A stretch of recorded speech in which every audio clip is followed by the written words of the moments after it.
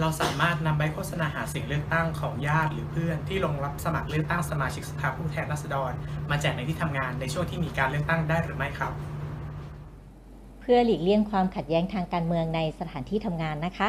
บุคลากรภายในของการประปานครหลวงทุกคนจะต้องไม่หาเสียงให้กับพรรคการเมืองหรือว่านักการเมืองคนใดคนหนึ่งในสถานที่ทำงานของการประปานครหลวงโดยเด็ดขาดค่ะ